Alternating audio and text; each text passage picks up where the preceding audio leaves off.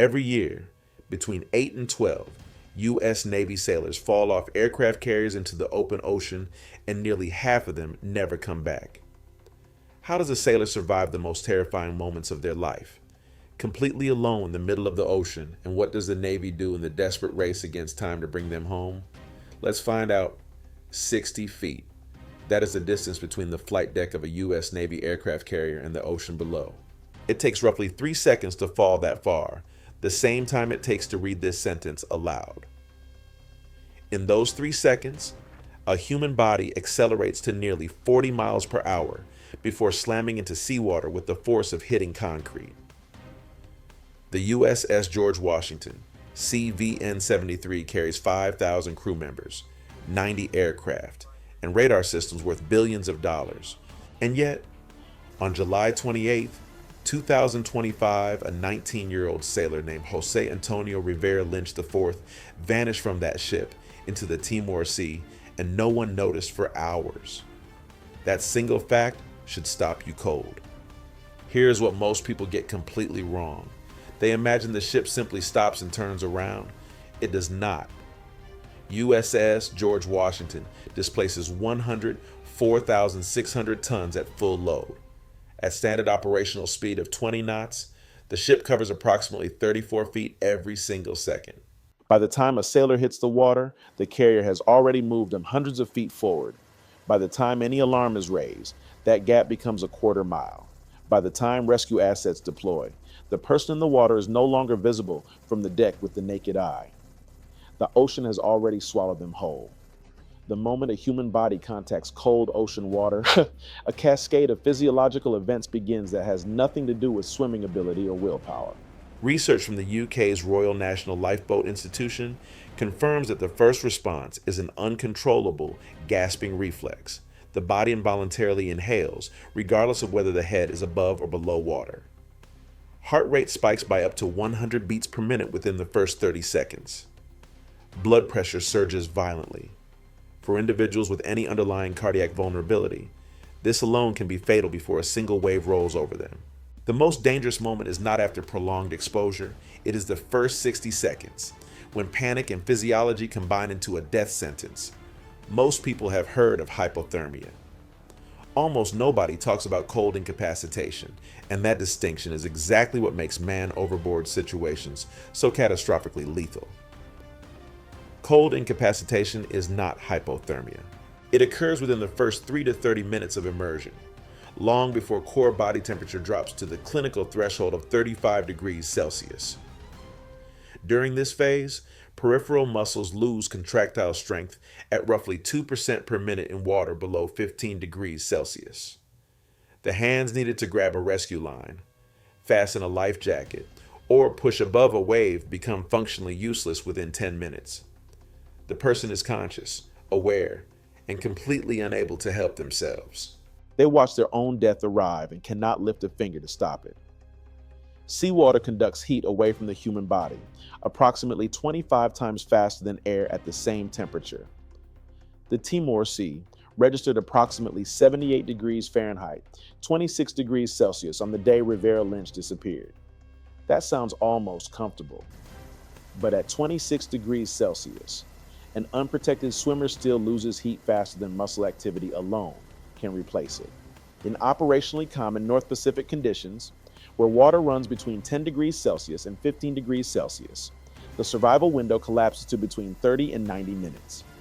A 2019 analysis in aviation, space, and environmental medicine found that 55% of open ocean military drowning fatalities occurred due to swimming failure, the muscular collapse caused by cold incapacitation, not exhaustion, not hypothermia.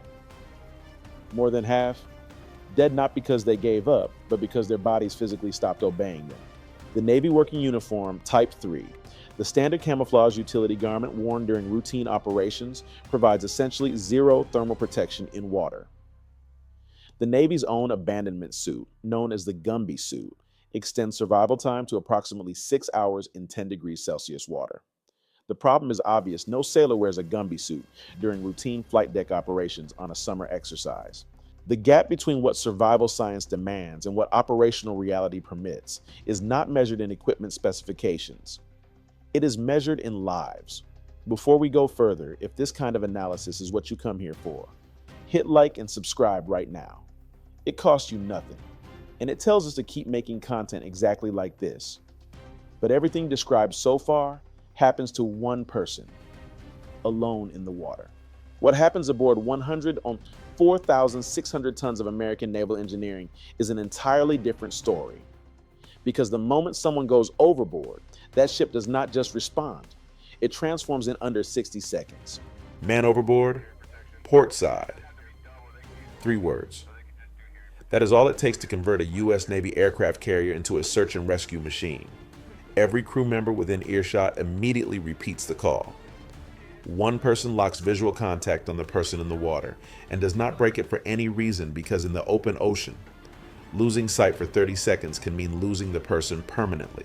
A life ring with an attached smoke float and self-activating strobe light is thrown over the side within the first 15 seconds, not to reach the person, but to mark the datum point before current and wind begin moving everything apart. The entire sequence is practiced until it becomes reflex, because in a real emergency there is no time to think through the steps. On the bridge, the officer of the deck executes one critical action, pressing the GPS man overboard button. This records the ship's precise geographic coordinates at the exact moment of activation and locks them permanently into the navigational display.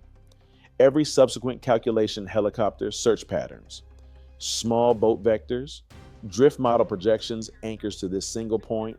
Simultaneously, 3 prolonged blasts sound on the ship's horn, the international distress signal required under SOLAS. The 1MC general announcing system broadcasts the emergency to all 5,000 crew members at once. From this moment, the carrier operates under Man Overboard Bill, a formal emergency procedure that suspends non-essential operations and redirects every available resource toward one objective. A destroyer executes a Williamson, turn a precise double-course reversal that brings the ship back to the incident point on a reciprocal heading. It is effective and completely impractical for a 104 600-ton carrier. The minimum tactical turning diameter of USS Gerald R. Ford CVN 78 at 20 knots is approximately 1,600 meters, nearly a mile. Completing the full sequence and returning to datum takes between 18 and 25 minutes under ideal conditions. In water below 15 degrees Celsius, 18 minutes is not a rescue window, it is a recovery operation. Carriers therefore rely on their primary tactical advantage, aviation. A helicopter already airborne reaches a man in the water in under 3 minutes. One launched on alert achieves wheels up in under 4 minutes under Man Overboard Bill. The physics of rotor blades versus 104,600 tons of steel make the choice obvious. The helicopter response deploys 2 fundamentally different aircraft for 2 fundamentally different missions. The MH-60S Seahawk, operated by Helicopter Sea Combat Squadrons, is a direct rescue platform carrying a 600-pound rated rescue hoist, standardized medical kit, and at least 1 naval aircrewman rescue swimmer. The MH-60R Seahawk, operated by Helicopter Maritime Strike Squadrons, is the detection platform equipped with the AN/APS 153 multimode radar, capable of detecting a human-sized surface contact beyond 10 nautical miles, and a forward-looking infrared sensor that resolves body heat signatures against open ocean. These aircraft operate in coordinated pairs under a spotter-rescuer model. The MH-60R locates, the MH-60S extracts. Separation of function eliminates duplication and compresses the time between detection and recovery. The naval aircrewman rescue swimmer exiting an MH-60S into open ocean completes a 24-week pipeline at Naval Air Station Pensacola, Florida, combining water survival, EMT certification, and helicopter crew qualification. Attrition runs between 60 and 70%. Fewer than 3 in 10 candidates finish. The swimmer deploys with a 5mm neoprene wetsuit, rescue harness, and waterproof radio, no GPS tracker, no personal flotation beyond wetsuit buoyancy. They enter seas running 3 to 5 meter swells, locate a survivor who may be unconscious or panicking, secure them in a rescue strop, and signal for hoist extraction while being submerged by breaking waves. The helicopter cannot land. There is no margin for error. Commercial man overboard alert technology systems like the Ocean Signal MOB-1 detects water contact and transmits an AIS position signal to the bridge within 3 seconds of immersion, accurate to within 5 meters, at a unit cost between $200 and $400. As of 2025, Universal Individual MOB alert equipment is not standard issue for all watch-standing personnel aboard U.S. Navy carriers. Deployment varies by command policy and hull. A 19-year-old sailor can disappear from a $13 billion warship without triggering a single automated alarm, and the search does not begin until someone notices he is missing at muster. That gap is not a funding problem. It is a decision that has not yet been made. So the procedures exist, the aircraft exist, the trained people exist, but when the search area measures 2,200 square miles and the clock started hours before anyone knew to look what happens next, is something the procedures alone cannot fully explain.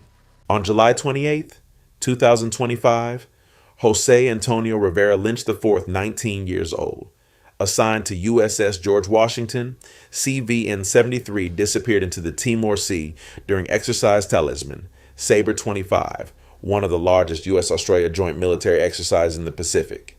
The response was immediate and massive. USS George Washington itself, the cruiser USS Robert Smalls, CG-62, and the destroyer USS Shoup, DDG-111, repositioned to support the search. Helicopter Sea Combat Squadron. 12, the Golden Falcons and Helicopter Maritime Strike Squadron. 77, the Saberhawks launched continuous air search patterns. Royal Australian Air Force P-8. A Poseidon Maritime Patrol aircraft joined within hours. Australian Border Force vessels covered the southern search sectors. For 48 consecutive hours, this multinational force swept approximately 2,200 square miles of open ocean. They found nothing. Rivera Lynch was declared lost at sea. He was 19 years old. Understanding why Rivera Lynch was not reported missing immediately requires understanding what a carrier strike group looks like during peak Talisman Saber operations. USS George Washington was executing more than 90 flight operations per day during the exercise launches, recoveries, aircraft movements, weapons handling, fuel transfers across a crew of over 5,000 personnel, divided across dozens of watch stations and work centers. The flight deck alone generates sustained noise levels exceeding 140 decibels during launch operations, physically preventing verbal communication beyond arm's reach. In that environment, sensory overload, shift rotations, divided attention across hundreds of simultaneous tasks, a single sailor's absence does not register as an alarm. It registers as an assumption. Someone assumes he is on watch. Someone assumes he stepped below. By the time muster confirms he is missing, the clock has been running for hours. Every hour of delay in a MOB situation is not linear. It is exponential. The leeway drift model, the official computational framework used by both the U.S. Coast Guard and NATO Maritime Rescue Coordination Centers, calculates object drift based on wind, current, and the physical profile of the object in the water. Applied to the Timor Sea conditions on July 28, 2025, with surface winds of approximately 15 knots and a prevailing current of 1.5 knots running northwest, a human body in standard Navy working uniform drifts between 11 and 17 nautical miles over a 10-hour period. That is not a search area. That is a search problem. Every additional hour of unknown elapsed time since the incident expands the probability boundary by roughly 1. 7 nautical miles in radius, meaning the total search area grows by the square of that expansion. After 10 hours of unknown drift, a search team is no longer looking for a person at a location. They are looking for a probability distribution across hundreds of square miles of open water. A 50-year analysis of U.S. Navy vessel casualties from 1970 to 2020 produced a figure that deserves to be read twice for aviation-related man-overboard events aboard aircraft carriers. The mortality rate reached 46.3%. Nearly half of every sailor who goes overboard from a carrier during flight operations does not come back alive. According to Naval Safety Center annual reporting, the U.S. Navy recorded between 8 and 12 man overboard incidents per year between 2010 and 2020. Of those with confirmed outcomes, approximately 50 to 60% result in successful recovery. That figure does not account for incidents classified under alternative categories, unreported events, or cases where the sailor was recovered deceased. The real survival rate may be lower than the published numbers suggest. These are not abstractions. They are a pattern. The IMSAR Manual, the International Aeronautical and Maritime Search and Rescue Manual, published jointly by the International Maritime Organization and ICAO, establishes the framework for suspending search operations. The threshold is a probability of detection figure, calculated continuously as search assets cover area, that typically reaches 85 to 90% before suspension is considered. In Rivera Lynch's case, after 48 hours of operations covering 2,200 square miles with multinational assets, that threshold had not been reached. The ocean is simply too large and the drift uncertainty too wide. But search operations consume fuel, flight hours, crew fatigue, and operational readiness. Every hour of continued search is an hour of risk transferred to the rescuers themselves.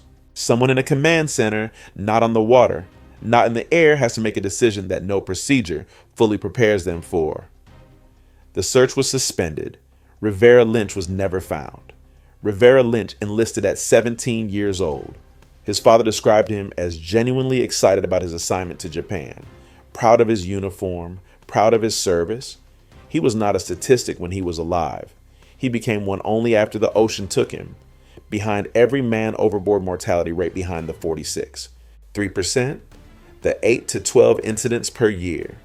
The 50 to 60% survival figure is a family that received a notification, a bunk that stayed empty, and a name added to a list that most people never read. That is a true cost that no budget line captures. So, what has the U.S. Navy actually learned from cases like this, and what technology is being deployed right now that could change the outcome for the next sailor who goes over the side? The answer is more complicated than you expect. SAROPS, the Search and Rescue. Optimal Planning System is the official computational platform used by the U.S. Coast Guard and U.S. Navy for managing large-scale maritime search operations. Where traditional search planning relied on experienced coordinators manually calculating probability grids, SAROPS runs millions of Monte Carlo simulations simultaneously, modeling ocean current data, wind fields, wave height, object drift profiles, and leeway coefficients in real time. Independent evaluations have found that SAROPS produces search plans with detection probability up to 40% higher than traditional manual methods under dynamic sea state conditions. It does not guarantee finding someone. It mathematically minimizes the probability of searching the wrong area. In a scenario where every square mile of search capacity is finite and every hour of delay costs lives, that 40% improvement is not an incremental upgrade. It is the difference between a rescue and a memorial. Modern U.S. Navy aviation life preservers, specifically the PCU 33/P and its successor variants, integrate an automatic inflation mechanism that activates within 2 seconds of submersion, eliminating the failure point of a panicking or incapacitated sailor attempting manual inflation. Newer designs incorporate a 406 MHz personal locator beacon compliant with COSPAS SARSAT international distress standards, transmitting GPS accurate position data to rescue coordination centers within approximately 90 seconds of water activation. Thermal imaging systems aboard MH-60R Seahawks can detect a human body heat signature against open ocean at ranges up to 2 nautical miles in darkness. Forward-looking infrared sensors operating in the 3 to 5 micron wavelength band-resolved temperature differentials as small as 0.1 degrees Celsius, sufficient to distinguish a living person from surrounding seawater, even in tropical conditions where the temperature contrast is minimal. Here's the twist that nobody in the procurement briefings wants to discuss.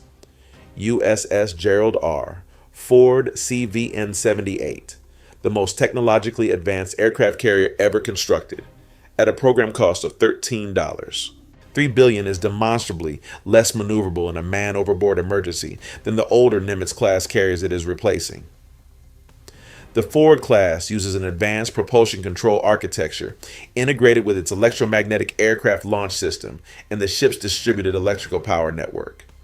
Coordinating an emergency speed reduction and course change requires additional system recalibration time compared to the mechanical propulsion controls on Nimitz-class hulls.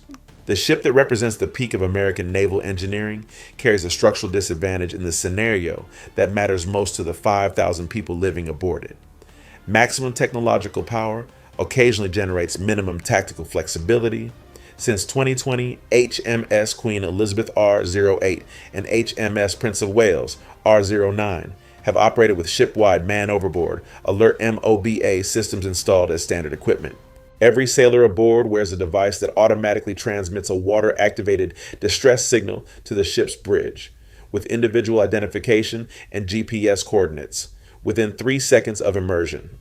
The Royal Navy evaluated, procured, and fielded this system across both of its operational carriers, while the U.S. Navy continues fleet-wide assessment.